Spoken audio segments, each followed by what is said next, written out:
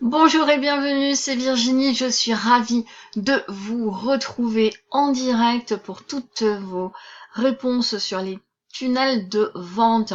Alors jusqu'à ce samedi 19 octobre, je suis là de 11h à 11h30 tous les jours pour vous répondre en direct et vous apporter tout ce que je peux sur les tunnels de vente.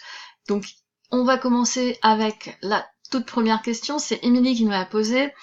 Elle nous dit: je ne comprends pas le sens du design dans un tunnel de vente. En quoi la couleur est-elle importante? Alors Émilie, la couleur dans le design, eh bien, ce n'est qu'une toute petite partie, puisque en fait, c'est le branding qui va réellement s'occuper de votre palette de couleurs et de votre type de communication. Votre branding, c'est vraiment votre image à vous, votre image de marque, ce que vous dégagez vous-même. Alors évidemment, votre tunnel de vente, comme tout ce qui concerne votre communication vers l'extérieur, doit être aux couleurs et au thème de votre branding. Si vous avez l'habitude de travailler avec du noir, du rouge, du blanc, eh bien vous devez aussi utiliser ces couleurs-là pour votre tunnel de vente, bien sûr. Si vous avez l'habitude d'avoir une communication joyeuse, avec beaucoup d'images gaies, etc., utilisez-la aussi. Mais ça, c'est juste le branding. Le design du tunnel de vente, lui, c'est beaucoup plus axé sur la conception globale de tout le tunnel de vente, c'est-à-dire aussi bien l'objectif que vous allez avoir que les différents types d'actions que vous souhaitez que la personne réalise. Vous voulez qu'elle fasse une récupération de produits, donc qu'elle vous laisse votre email, par exemple. Vous voulez qu'elle prenne un rendez-vous, vous voulez qu'elle achète. Ça, tout ça, ça fait partie du design. C'est aussi au niveau des images et des images non plus simplement des visuels, mais aussi des images au niveau des mots que vous allez choisir, que c'est important de tout vérifier et de tout bien analyser. Comme je l'ai dit, la confusion amène des problèmes et on va avoir des taux de rebond importants, on va avoir des gens qui vont quitter le tunnel avant même d'avoir réalisé la moindre action, tout simplement parce que vous n'aurez pas été clair dans vos objectifs. Donc quand on vous parle de design, on vous parle plus de stratégie et de façon de proposer les choses que de couleurs, bien sûr. Là, on va prendre un exemple qui est une personne qui voudrait commander un hamburger directement pour se le faire livrer, par exemple, au bureau. Eh bien, on va dire que vous avez le choix. Vous pourriez lui proposer le produit, comme je vous le montre dans la première image. Vous pourriez lui donner des milliers de choix pour qu'elle aille se composer elle-même son hamburger en s'achetant du pain et du beurre et autre chose, si vous voulez. Ou vous pourriez lui présenter un exemple comme je vous ai mis en dernier, avec la serveuse devant, pour indiquer que vous avez un côté humain et que vous prenez en compte plus l'humain que les produits, et les produits, eux, seraient à l'arrière-plan. Donc vous voyez, en fonction des différents objectifs que vous avez sur le site, eh bien, vous allez choisir une de ces approches-là. Alors, ce que nous, on vous propose, et ce dont je vous ai déjà parlé hier, c'est de faire ce que l'on appelle du design hacking. C'est-à-dire, on va aller analyser la stratégie qui a été employée par la concurrence, et on va vérifier qu'est-ce qu'ils ont fait pour la conception et le processus de vente qu'ils ont mis en place. Alors souvent, bien sûr, on va prendre des modèles qui sont des grands groupes, qui ont énormément d'argent, qui ont réfléchi à leur marketing, qui ont réfléchi et mis des moyens sur leur stratégie de vente, etc. Et ça va nous permettre comme ça de récupérer toutes les bonnes idées qu'ils ont eues et de les réimplémenter dans notre propre business.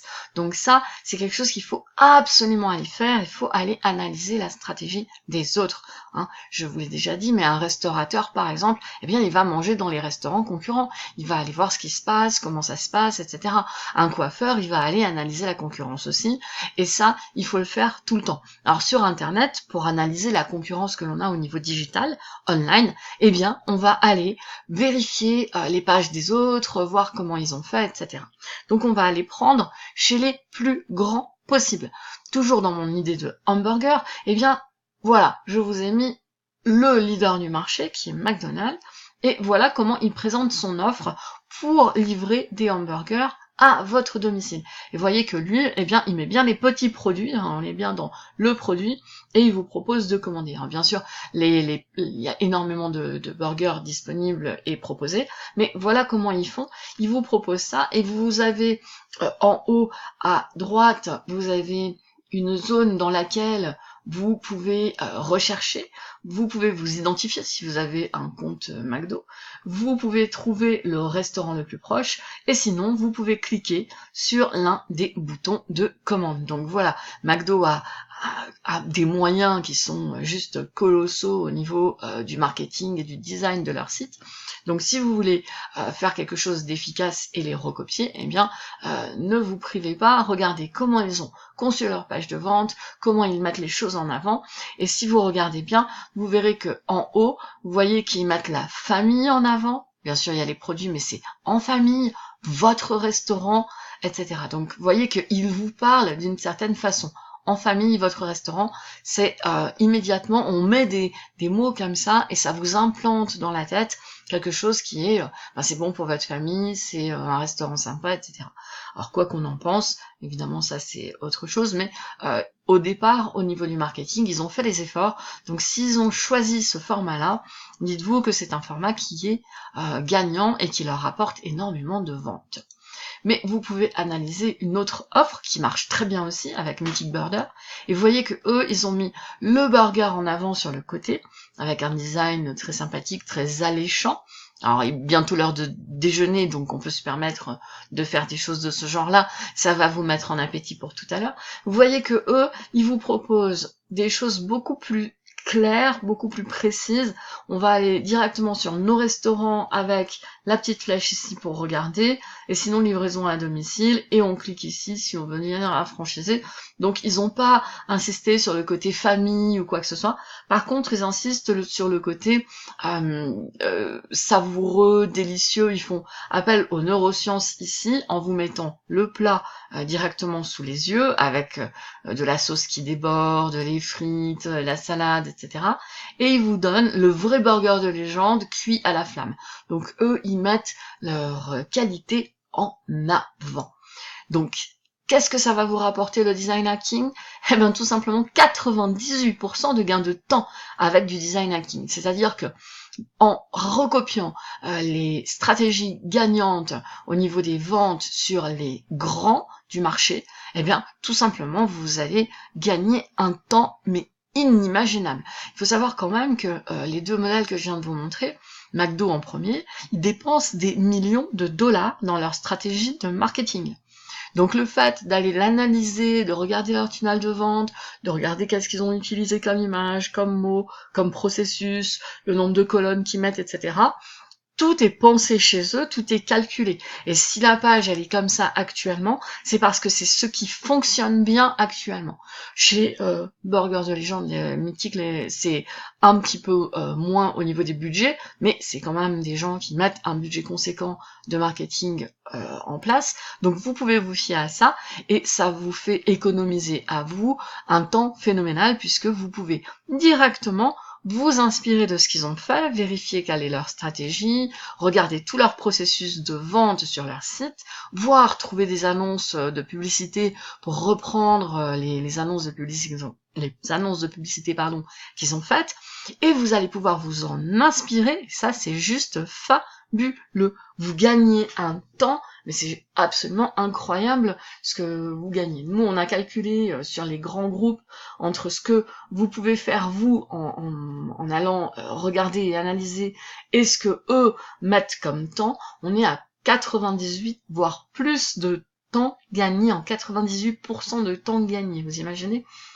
Quand McDo met des mois et des mois à peaufiner son site, à implanter les choses d'une certaine façon, vous, en quelques heures maximum, vous pouvez désigner votre propre tunnel de vente, vous pouvez voir exactement ce que vous voulez, le proposer à quelqu'un qui vous le fera, ou le faire vous-même avec certains outils, et ce, avec un temps absolument record. Un tunnel de vente, quelqu'un qui peut vous en faire un, généralement il va vous proposer entre 2 jours et 1 semaine maximum pour le réaliser, si vous lui avez donné tous les conseils et les images et les textes et le design qu'il doit faire. S'il doit tout inventer pour vous, là, évidemment, c'est beaucoup plus long et ça sera jamais aussi bien fait que ce que vous allez voir comme différence à l'intérieur de tous les tunnels de vente sur les activités que vous réalisez. Donc je vous encourage vraiment à faire du design hacking, c'est vraiment quelque chose de très très sympathique. Nous aurons bientôt une masterclass spécifique sur ça, sur le design hacking, avec une masterclass d'environ 1 heure où on vous explique de A à Z comment faire le design hacking. Je vous mettrai le lien à l'intérieur des commentaires un petit peu plus tard quand j'aurai fini ce direct. Autre question, alors Alain, on m'a dit qu'un tunnel de vente n'avait que le but de récupérer l'adresse mail du client potentiel pour pouvoir lui écrire, que c'était obligatoire pour créer une relation commerciale parce que je devais gagner la confiance du prospect avant de l'envoyer sur une page de vente. Tu montres bien d'autres tunnels, pourquoi ? Déjà, si la personne vous a raconté un truc pareil, c'est extrêmement réducteur. Et puis, elle a oublié tout simplement que dans le tunnel de vente, il y a le mot vente. Vente, c'est pas forcément créer une relation de confiance à long terme avec quelqu'un. Une page de vente, c'est une page de vente. Donc, on envoie directement sur une page de vente. Si vous regardez les publicités télévisuelles, est-ce que on vous crée une relation de confiance avant de vous mettre des trucs sous les yeux? Non. Là, pour Internet, il faut voir que le concept du tunnel de vente, bien sûr, on peut récupérer l'adresse email faute de mieux, ou si on n'a pas d'offre pour l'instant, mais au départ, le but quand même, c'est de placer son produit ou son service. C'est pas du tout de dire « Oh ben tiens, je vais juste récupérer un email », sachant qu'en plus, de nos jours, les emails posent énormément de problèmes. On va arriver dans les spams. Si la personne n'a pas donné son consentement formel, hein, on a le RGPD qui a été mis en place, on va avoir des problèmes pour lui écrire, etc. Donc, les emails, ça c'était bien avant. Depuis le RGPD, c'est beaucoup moins bien. Et puis, les conditions se durcissent énormément. Et en plus, honnêtement, vous allez dans vos emails, pourquoi ? Généralement, c'est pour en détruire un maximum, les supprimer, parce qu'ils sont encombrants et vous n'allez même pas les ouvrir. Vous allez cliquer juste sur la petite coche ou directement sur la poubelle. On ne lit les emails que très très rarement et uniquement soit parce que ce sont des emails professionnels que l'on reçoit, soit parce que c'est de la famille, mais sinon les lectures d'emails sont passées à un taux d'ouverture qui est juste catastrophique.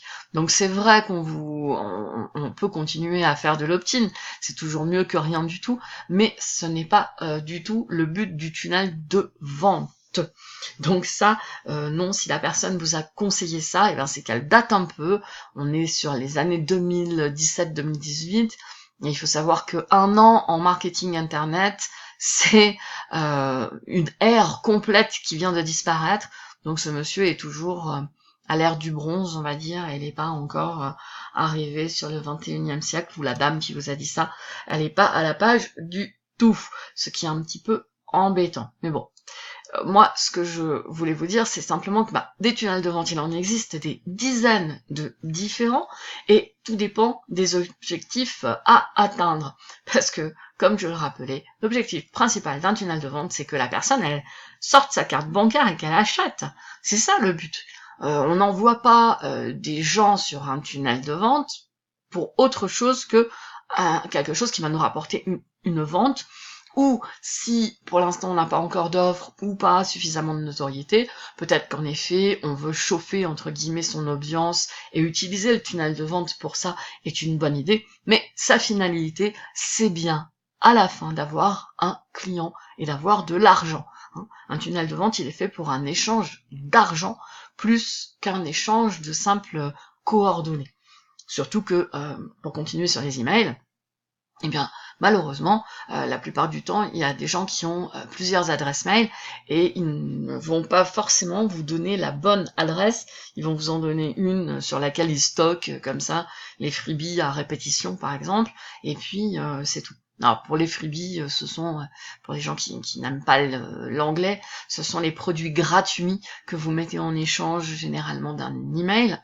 Alors en français, on les appelle de plein de façons différentes, que ce soit des aimants à prospects ou des attrape-nigo dans certains cas, mais on va avoir différentes dénominations. En anglais, on utilise lead magnet pour ce mot-là. C'est pour ça que ça a été traduit d'ailleurs comme aimant à prospect en français la plupart du temps.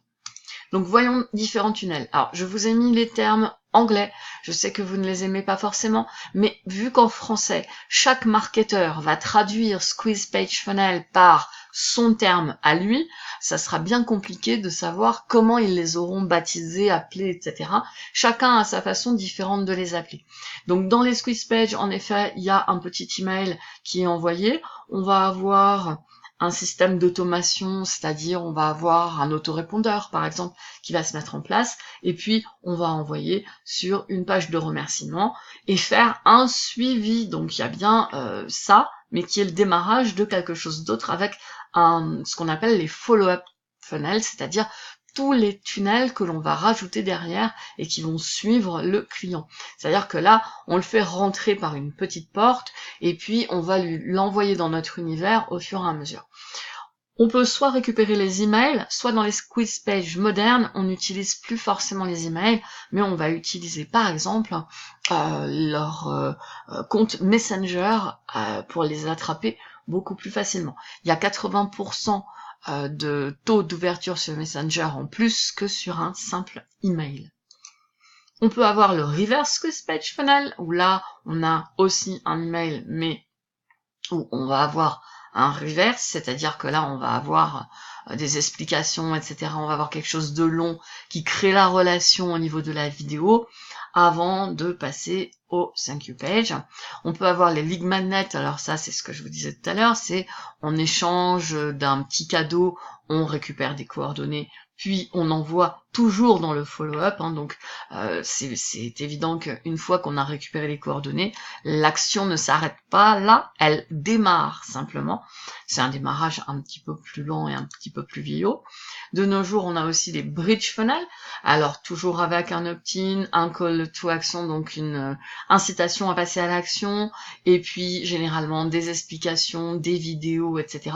Et un autre funnel, c'est pour ça qu'on l'appelle bridge, puisque de là où est arrivée la personne qui voulait récupérer un petit gadget amusant, hop, elle va arriver sur une vidéo qui va l'amener dans un nouveau tunnel. Et en fonction de la vidéo, on peut mettre soit une vidéo dans la page de liaison, soit on peut mettre un questionnaire, soit on peut mettre plein de choses. C'est en fonction de ce dont on a besoin. On peut avoir le questionnaire direct. Là, dans les questionnaires, ce qui est intéressant, c'est que on va pas forcément récupérer l'adresse email tout de suite, ce qui veut dire que l'on va davantage chauffer son audience. On va être sûr que quand on va récupérer l'adresse à la fin, c'est pour quelque chose de précis où la personne veut réellement une réponse. Alors ça, vous les voyez, ces tunnels-là, ce sont des tunnels d'idées, tunnels à questionnaire. On vous dit par exemple, faites-vous les 3 erreurs fatales pour votre business. Alors forcément, vous avez absolument envie d'aller voir quelles sont ces 3 erreurs fatales. Ici, on va vous poser des petites questions, et en fonction des questions, on va vous envoyer sur différents tunnels. Et oui, vous voyez ici, on a le tunnel suivant. 1, 2, 3 tunnels en fonction des questions. Par exemple, c'est quelque chose que moi-même j'utilise pour faire, entre guillemets, de la ségrégation dans les gens qui veulent des rendez-vous. Si ce sont des gens qui sont coachs, thérapeutes ou consultants, je sais que c'est un public spécifique sur lesquels on va avoir des techniques de vente qui sont bien orientées. Si ce sont des personnes qui sont des commerces, on va avoir aussi des techniques bien spécifiques et je vais pouvoir orienter le questionnaire que je vais leur envoyer avant qu'ils n'aient leur entretien. Et puis en dernier, si ce sont des personnes qui ne sont ni dans le premier ni dans le deuxième, eh ben, j'enverrai un questionnaire différent. Et donc je vais bien envoyer, hein, c'est exactement ce que je fais moi, c'est que j'envoie à chaque fois sur un tunnel différent. Pourquoi ? Parce que ici, à chaque fois, je vais préciser et je vais envoyer le bon questionnaire pour la bonne personne. Quelqu'un qui est coach ne va pas recevoir le même questionnaire que quelqu'un qui a une boutique et qui vend, par exemple, de l'eau de toilette, du cosmétique, de la joaillerie ou autre chose. Donc forcément, en fonction de ce que vous avez vous comme client et de ce que vous avez comme offre, eh bien vous pouvez aussi segmenter ici avec différentes réponses et envoyer en fonction des réponses sur d'autres tunnels spécifiques. C'est à ça souvent que sert le questionnaire. Mais on peut avoir aussi un tunnel de ce type-là, où on va avoir la page ici, où on présente pas mal de choses et où on souhaite que la personne s'inscrive. Par exemple, qu'elle s'inscrive à une masterclass, à un webinaire, bref, qu'elle fasse quelque chose. On peut avoir, si elle ne va pas assez vite, vous vous rappelez les petits pop-up qui vont arriver et qui vont lui dire « Eh oh, mettez votre adresse ici, réservez tout de suite votre créneau ». Une fois que la personne est intéressée, on va la faire venir ici pour qu'elle choisisse plein de choses. Alors ça peut être la date et l'heure du webinaire Evergreen qu'elle veut regarder. Les webinaires Evergreen, ce sont les webinaires qui passent tout au long de la journée, qui sont déjà préenregistrés et qu'on va vous permettre de regarder à certains créneaux horaires. Et puis bien sûr, on a la traditionnelle page de remerciements et toujours notre autorépondeur qui vient s'inscrire ici. Une fois qu'on a capté l'email, c'est à ça que ça sert, hein, les emails, c'est à mettre dans un autorépondeur et à les renvoyer vers de nombreux autres tunnels de vente. On peut avoir aussi un tunnel pour faire un sondage auprès de nos clients, généralement, parce que sur les prospects, ça ne marche pas tellement. Personnellement, je ne fais jamais de campagne de ce genre-là. Alors, je sais qu'elles existent, mais je ne les fais pas. Et si vous vous demandez pourquoi nous, on ne fait pas de campagne de ce type-là, où on demande aux gens de répondre à une question, c'est tout simplement parce que les gens achètent avec leurs émotions, et que quand ils répondent à votre questionnaire, ils répondent plus avec la même partie du cerveau, ils se mettent en analytique, ils se mettent en cerveau logique, et ils ne répondent pas du tout avec les critères qui nous permettraient de faire une vente. Donc personnellement, je trouve toujours ce type de processus totalement biaisé, et souvent d'ailleurs, les gens qui les utilisent, ce n'est pas pour ce que vous croyez, on vous pose des questions et auxquelles vous allez répondre vous avec votre cerveau logique pour tirer absolument tout autre chose que ce que vous aviez imaginé au départ avec les questions qu'on vous a posées. Donc c'est pas quelque chose que moi j'aime beaucoup faire, je préfère les méthodes beaucoup plus franches et honnêtes et pas poser des tas de questions pour avoir des informations qu'on va subtilement vous faire avouer pour servir un tout autre but que celui sur lequel vous pensiez répondre. Mais bon, ça existe, il faut le savoir. On peut avoir ce type de tunnel de vente, j'en ai parlé, je crois que c'était dans la deuxième session, donc celle du mardi, où j'ai parlé des OTO, des downsell, etc. Et d'ailleurs le freebie d'hier ou d'avant-hier, je sais plus, était sur les termes et le lexique que l'on avait utilisé. Donc ici, vous voyez qu'on a une page dans laquelle on va aller demander des tas d'informations pour envoyer le produit directement avec un tunnel. Et puis derrière, excusez-moi, les aléas du direct, pardon. Derrière la vente, là on est bien sur une vente, hein, on est directement sur une page de vente avec un bon de commande inclus dedans. Dès que la vente est faite, on passe sur l'offre unique, la fameuse OTO, qui va être proposée. Et si la personne ne prend pas cette OTO, eh bien on va faire le downsell, on va lui proposer une offre moins coûteuse, et puis on peut remonter en upsell derrière, etc. Bref, on peut la faire tourner dans le tunnel comme ça, pas mal de temps, jusqu'à ce qu'elle arrive sur quelque chose, ou que le panier moyen ait été augmenté, ou que l'offre s'arrête parce que vous n'avez pas autant de produits à lui proposer. Donc ça, c'était les choses que je vous ai indiquées, c'est que dans les tunnels de vente, la plupart du temps, une fois que la personne a passé sa commande, et ça c'est un tunnel qu'on peut mettre, un morceau de tunnel que l'on peut mettre à peu près n'importe où, une fois qu'elle a passé sa commande, hop, je lui propose son offre unique, je lui propose, si elle n'a pas pris l'offre unique, quelque chose de moins coûteux, si elle ne le prend pas non plus, je lui propose carrément un package beaucoup plus coûteux, etc. Bref, je la fais passer par différentes points de façon à augmenter le tunnel de vente, c'est-à-dire augmenter le panier moyen et la zone d'achat. Alors l'avantage de ça, c'est qu'en fait la personne elle a cliqué ici et elle a acheté, et une fois qu'elle a acheté et qu'elle a payé avec sa carte de crédit, tout ce qu'elle va prendre derrière ne nécessite plus de faire appel à sa carte, c'est automatiquement chargé dessus. Donc ça, méfiez-vous aussi, hein, parce que la plupart du temps, les gens ne s'en rendent pas forcément compte, mais une fois que vous avez déjà acheté ici et donné votre carte bancaire, eh bien, tout ce que vous achetez en plus se met automatiquement, vous n'avez plus besoin de confirmer vos achats. Donc ça peut être parfois un peu piégeux pour certains qui ne lisent pas bien ce qui va se passer. On peut aussi avoir des tunnels de vente avec des pages de vente, avec des vidéos. Et là, vous voyez, je vous en ai mis une avec tout d'inclus à l'intérieur. Ici, la présentation du produit et service. Ici, différents petits éléments. On peut avoir, par exemple, des témoignages, etc.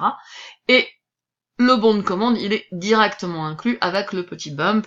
Je vous avais aussi mardi, je crois, ou lundi, je sais plus, je vous ai répondu sur les bumps et je vous ai expliqué que le bump, c'était une commande spéciale et une offre unique qui ne se fait que sur le bon de commande et qui permet de se rajouter au produit. Généralement, c'est un complément qui permet de mieux utiliser le produit, qui le rend plus facile à utiliser et à exploiter pour la personne. Donc c'est généralement, on lui met quelque chose qui lui facilite vraiment la vie ici, de façon à ce qu'elle ait irrésistiblement envie de cliquer. Et puis derrière, on recommence, une fois qu'elle a acheté, on la passe sur l'offre unique, on la passe sur la lancelle, etc., etc., etc. Donc vous voyez que des tunnels, il y en a de toutes sortes. Et il faut absolument les adapter parce que chaque profession a ses propres codes et des tunnels qui lui correspondent à elle et pas aux autres. Donc ici, je vous ai mis différents exemples. Par exemple, à un restaurant, évidemment, c'est l'heure de déjeuner, donc ça tombe bien. Et puis nous avons un soin où nous avons un entraînement avec ici, je pense que ça doit être du yoga ou du pilates ou ce genre de choses. Bref, vous imaginez bien que pour vendre ces différents produits, que ce soit une réservation au restaurant, une réservation d'un soin ou une réservation d'un entraînement, eh bien, le tunnel de vente n'est pas du tout le même. Donc, faites attention. Sachez qu'à chaque fois que vous avez ce type de choses, eh bien, vous devez choisir précisément le tunnel de vente qui vous correspond à vous et à personne d'autre. Donc là, il faut vraiment que vous preniez le tunnel le plus adapté. Alors, pour faire un tunnel adapté, utilisez ce que j'ai indiqué tout à l'heure. Le design hacking va vous permettre d'aller voir les tunnels adaptés pour les grands du marché. Prenez les leaders vraiment les tops mondiaux. Vous pouvez aller les chercher soit sur le marché francophone, et si sur le marché francophone vous ne trouvez pas forcément votre bonheur, n'hésitez pas à aller sur le marché anglophone. Il y a aucune raison de nos jours avec Google Traduction qui vous met automatiquement la traduction de la page. Vous avez largement le moyen de voir déjà les images qui parlent encore mieux que les textes, et puis de voir la structure, de voir comment ça a été fait, bref, vous avez de quoi analyser, même si c'est en anglais. N'hésitez pas à aller voir les tunnels de vente de la concurrence et des leaders mondiaux du marché, c'est ce qui vous fera gagner vos 98% de temps. Alors, un tunnel de vente, c'est bien joli, mais sans trafic, eh bien, il n'y a pas de vente. Ce qui veut dire qu'en fait, un tunnel de vente, c'est juste une page, d'accord? Ça peut être une page sur votre site, ça peut être une page à l'intérieur d'un logiciel qui crée des tunnels de vente, mais c'est sans trafic, c'est mort. Si vous n'amenez pas de gens dessus, vous n'avez rien du tout. C'est-à-dire que vous avez quelque chose de bien, il a été créé, il est dans un coin, il prend la poussière bien gentiment. S'il n'y a personne qui vient le voir, si vous n'envoyez pas de trafic dessus, ça ne marchera pas. Alors, dans le trafic, on fait la différence entre le trafic dit payant et le trafic gratuit, parfois aussi appelé le trafic organique, mais de toute façon, qu'il soit payant ou gratuit, vous en avez absolument besoin de ce trafic. C'est la source essentielle. Si vous n'avez pas de visibilité, si personne n'arrive dessus, ou si les gens rebondissent tout de suite parce que c'est pas attirant, eh bien, forcément, vous n'avez pas de vente. et le but de tout professionnel, c'est d'avoir des ventes, d'avoir des clients, d'avoir de l'argent. Un professionnel qui a de l'argent, il travaillera toujours 100 milliards de fois mieux qu'un professionnel qui n'en a pas et qui veut boucler ses fins de mois et qui va galérer et qui va du coup accepter tout n'importe quoi et pas forcément dans son secteur d'expertise maximale. Donc faites attention, sans trafic, pas de vente. Donc l'étape numéro 1, vous créez votre tunnel en fonction de ce que vous avez été voir sur les grands du marché, puis vous amenez du trafic et enfin vous analysez les résultats et vous optimisez. Alors, hier j'ai répondu, je vais le dépasser légèrement, mais hier j'ai répondu pour quelqu'un qui me disait est-ce que c'est normal de pas avoir envie de faire ça tout seul. Je dirais que c'est la même chose avec le trafic, hein. Payant ou gratuit, vous en avez besoin. Le payant, ça va vite, le gratuit, ça va lentement. C'est pas parce que ça va lentement que c'est pas possible, mais ça va beaucoup plus lentement. On aura des résultats beaucoup moins rapidement qu'avec du trafic payant. Je paye, je dis à Facebook, à Instagram, à LinkedIn, à Pinterest, à Twitter de m'envoyer des gens sur la publicité. Ça marche tout de suite, ils envoient tout de suite, ils se posent pas la question. Vous avez du budget, ils dépensent le budget, il n'y a pas de souci. Que derrière le tunnel soit mal fait ou autre, ça ils s'en fichent. Créer le tunnel, c'est la même chose. Où vous avez du temps, où vous avez de l'argent. Vous avez du temps, et ben vous apprenez à faire votre tunnel de vente par vous-même, et vous testez jusqu'à ce que vous ayez la recette qui fonctionne. Ou vous avez de l'argent et vous faites faire le tunnel professionnel tout de suite, et vous vous posez pas de questions.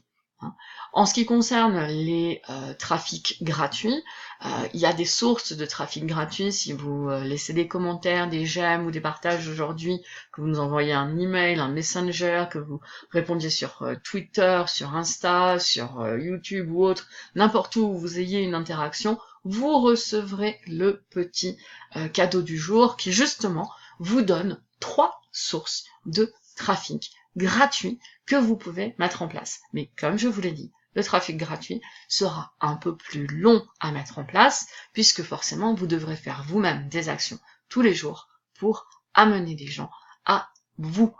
Voilà, j'espère ne pas avoir été trop long, j'ai juste dépassé un tout petit peu, je crois. Voilà, j'espère aussi que vous allez me poser encore plein de questions, que je pourrai vous apporter un maximum de valeur, et vous me direz aussi si vous préférez les partages d'écran ou me voir moi, mais je trouve que le partage d'écran c'est plus simple, parce que comme ça vous donne des textes, des images pour vous aider à voir exactement ce que je vous raconte, et ça me semble un petit peu mieux. Mais c'est à vous de me dire ce que vous préférez. Je vous retrouve demain en direct à 11h. Je vous souhaite un excellent déjeuner. Je vous ai peut-être mis un peu en appétit avec mes hamburgers, mais bon, ce n'est pas grave. À très bientôt!